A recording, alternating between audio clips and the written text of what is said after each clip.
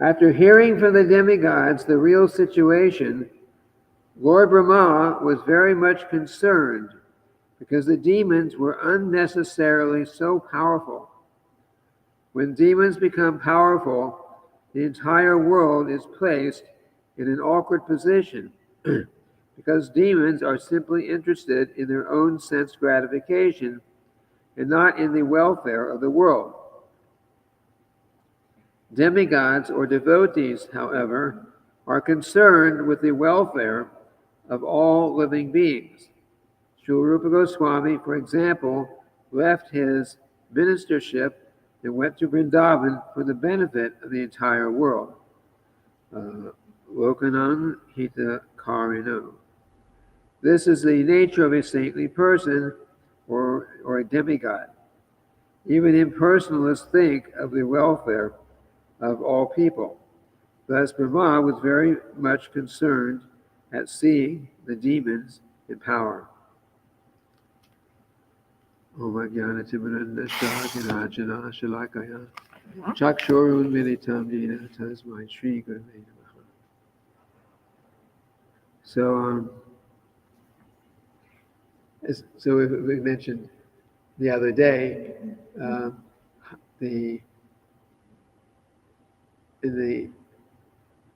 even in the heavenly planets there's problems.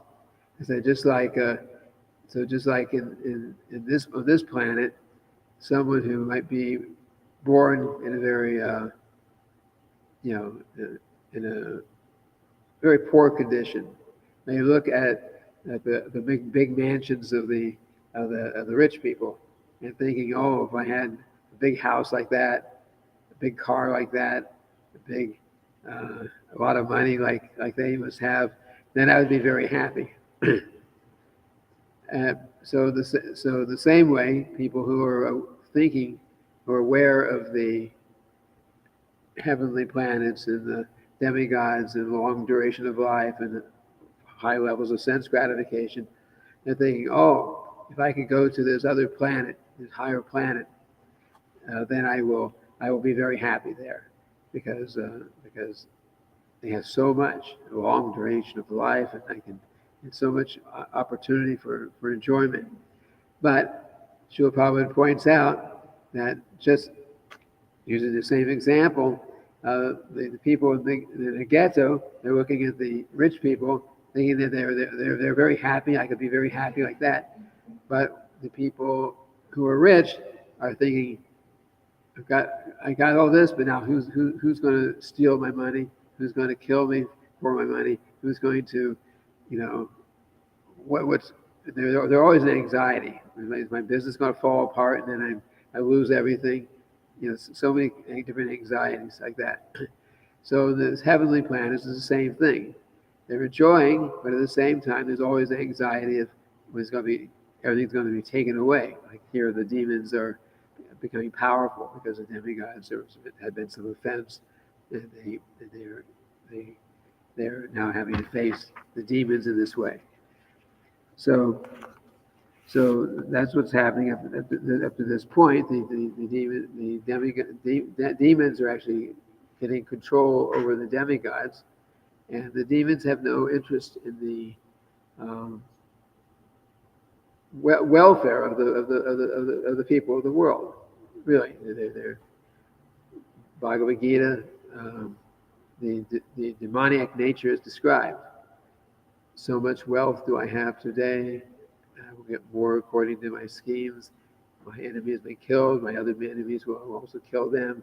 And I will become perfect, powerful, and happy. This kind of mentality. So this is demoniac mentality. It's selfishness, not thinking about what's good for the people in general, for the world in general. So the demigods are also concerned not only for their own personal well-being in there, but their demigods are all devotees. They're called generally it's called Sakama devotees. They're the devotees of Krishna. That's how they're there. But they also have material desires. but still they're devotees, and so they also are concerned for the welfare of people in general, and as well as their own welfare.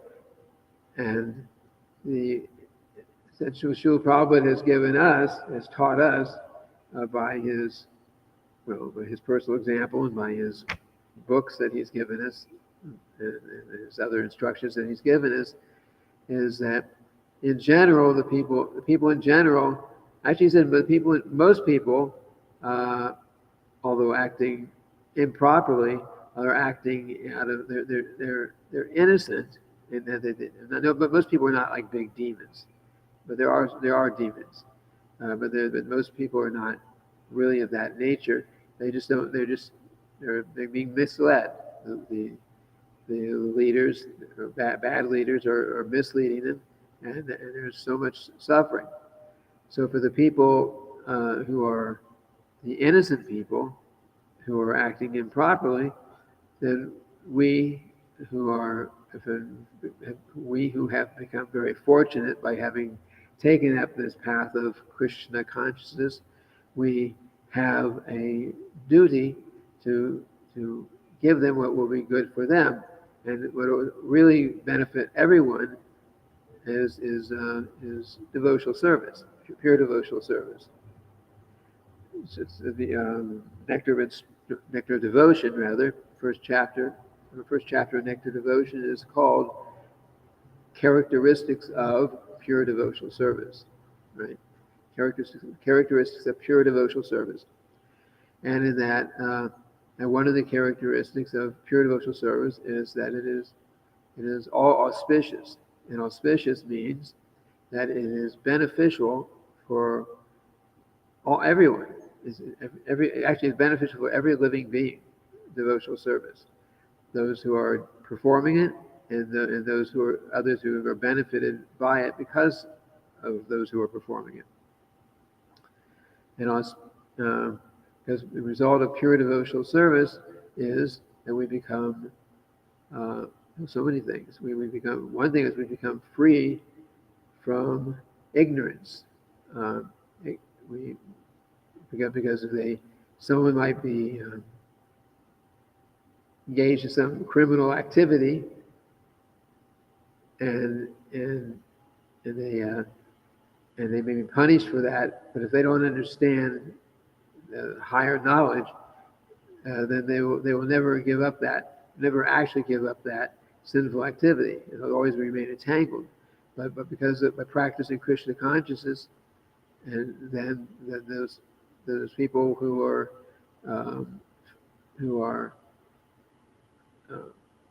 those kind of people will become freed from ignorance, and by becoming freed from ignorance, then they will engage in devotional service, and they will not, and at the same time not continue to engage in those sinful activities, or those activities that are not favorable for advancing on the spiritual path. So this is and pure devotional service is also very auspicious. Srila Prabhupada gives the example, like he says, just like there are so many. When he wrote this, that movement's just beginning. He said there's so many young people, young men and young women, who are joining this movement, and who previously were engaged in so many bad activities, but have joined this movement and have now changed because of the auspicious nature of devotional service, of pure devotional service. Even at that time, Srila Prabhupada would refer to the hippies, which were very prominent in the early days of ISKCON. So there are many hippies who were engaged in,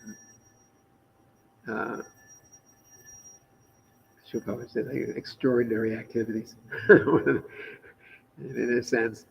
A lot of sense gratification, a lot of drugs, a lot of different things like this. But by taking up this path of pure devotional service, they gave up those kind of activities. Uh, uh, Nobody else could convince anyone, could convince hippies or anyone else to change their mentality, but by engaging in the Lord's pure devotional service, um, as Srila Prabhupada presented to us, presented to the world.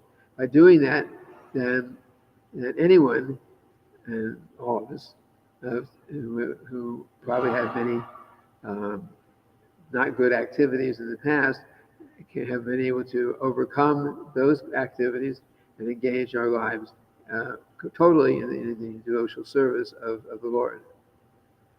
You know, Krishna, another nature of a result of engaging in devotional service is that we become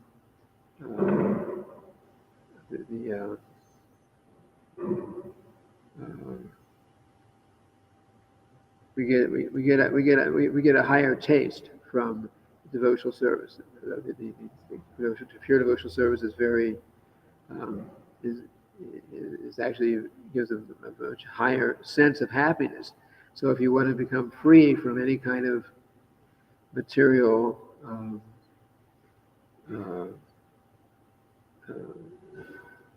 bad habit, how do you give up a bad habit if you're finding some enjoyment in it, except by finding something else that there is more enjoyment in, something awesome, something good.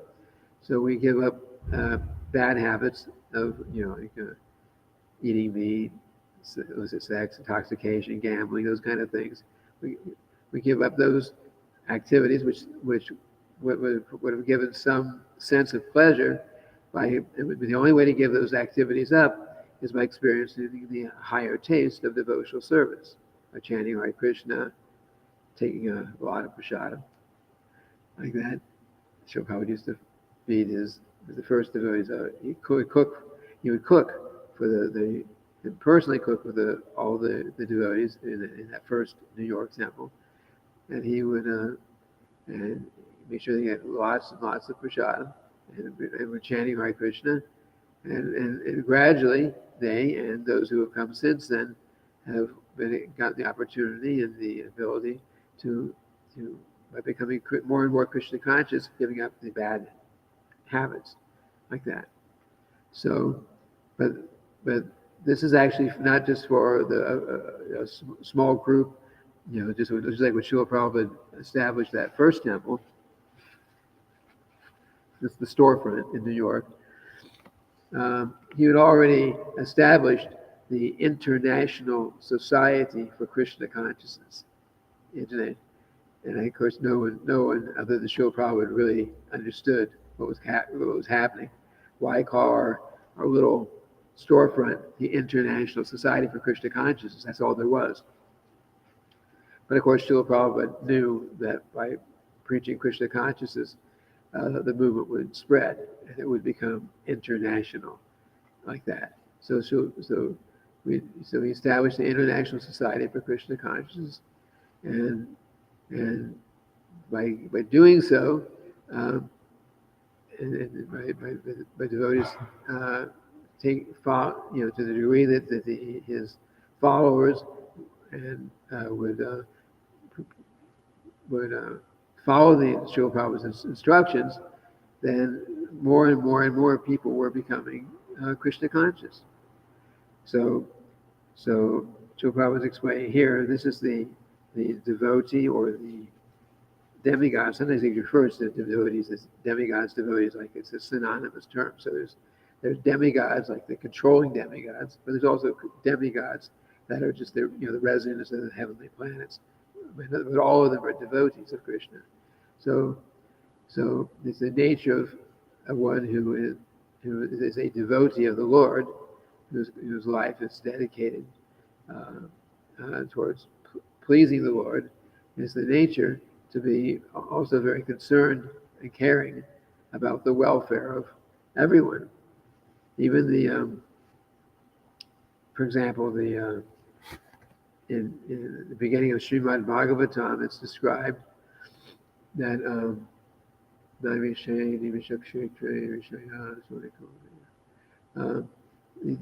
great sages performed a 1,000-year sacrifice. They sat down to perform a 1,000-year-long sacrifice of hearing and chanting questions and answers. It was like a big Srimad-bhagavatam class or series of them.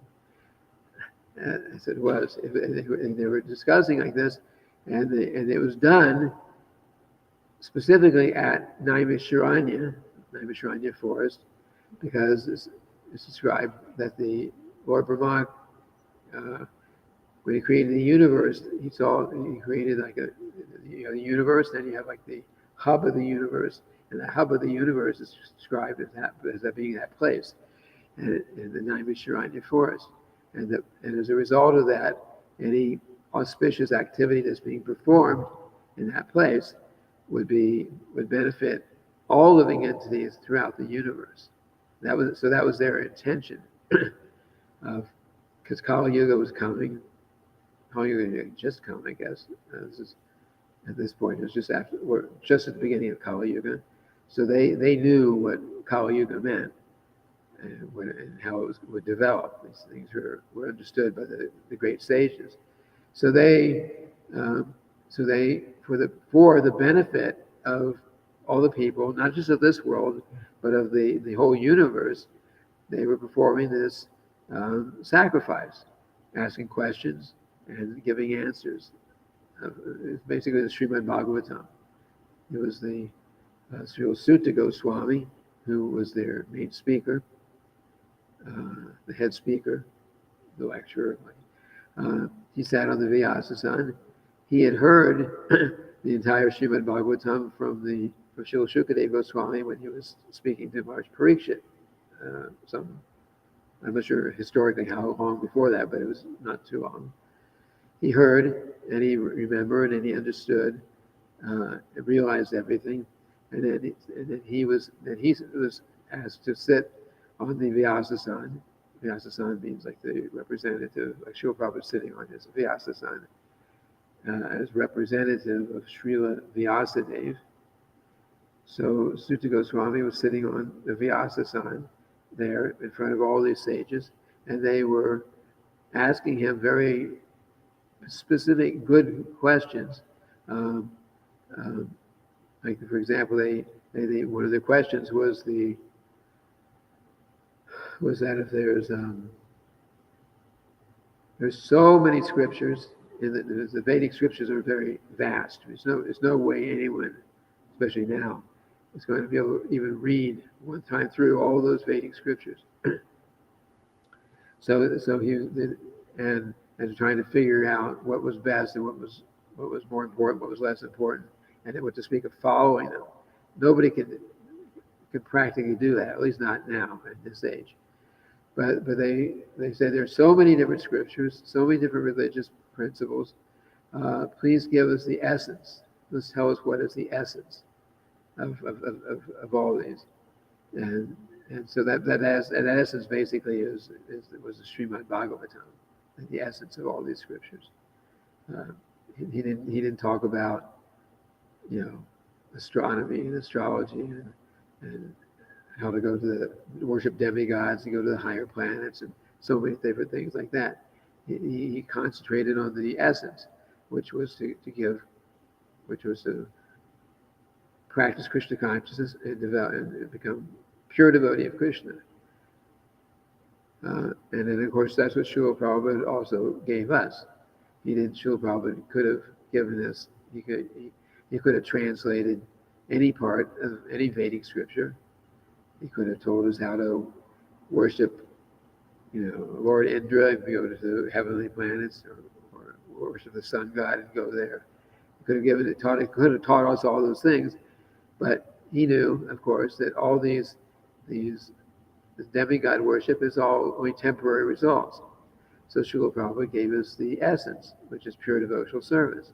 And not only the essence of pure devotional service, but he gave us what Lord Chaitanya gave us, which no other incarnation before that ever gave. You could have love for God, yes, but Lord Chaitanya gave us the means of developing love for God in the mood of the Vrindavan, the gopis and the cowherd boys and Nanda and Yashoda develop that particular mood of God, of love of Godhead. And that's what he gave, as Lord Chaitanya gave, and Srila Prabhupada as Lord Chaitanya's representative in the Parampara. He also gave us that knowledge.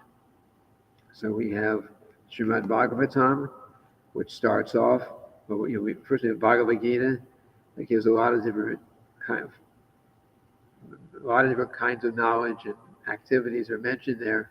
But the conclusion of Bhagavad Gita is Sarva Dharman Parijajam Ekam Sharanang Vrajahantam Sarva Papeyo Mokshayishami Masujaha.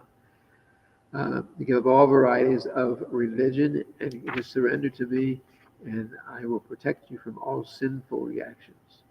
Do not fear, he says. So the essence, after Lord Krishna mentions demigods, he mentions jnana, he mentions so many different things, ideas and paths in the Bhagavad Gita. He mentions all these things, but in the end, last chapter, almost the last verse, he says, but the conclusion is you should give up all those other activities and surrender unto me. And surrender to me means just engage in my devotional service without any material motive. So that Bhagavad Gita ends on that note. And then Srimad-bhagavatam begins on that note, because the Srimad-bhagavatam starts off says the Srimad-bhagavatam immediately kicks out all activities, all religion that is materially motivated. So whereas the Bhagavad Gita ends there, Srimad-bhagavatam starts there, and the conclusion of the Srimad-bhagavatam, through all these different lessons that we are getting from these histories in the Srimad-bhagavatam, the conclusion is that the final result is that we will develop love for Krishna. Srila Prabhupada says if we study very carefully the Srimad-bhagavatam, verse by verse, chapter by chapter, and apply it to our lives, then by the time we finish, he said by the time we finish the 9th canto, we can be a self-realized soul. So, like that. So that Srimad-bhagavatam goes to the point of the highest love of Krishna, in relationships with the gopis and so on. But higher than that is the Chaitanya Charitamrita postgraduate study. So we have the beginning study, the middle study, and the postgraduate study, Chaitanya Charitamrita. And Chaitanya Charitamrita is all about Lord Chaitanya and his devotees, who are all pure devotees of Krishna. So and it's all about practically how devotees who are already Krishna conscious are living, and how they're thinking, and how they're experiencing these transcendental loving exchanges with the Lord, and so on like that. That's the Chaitanya Charitamrita. So that's actually the highest, higher than the Srimad-bhagavatam even. And so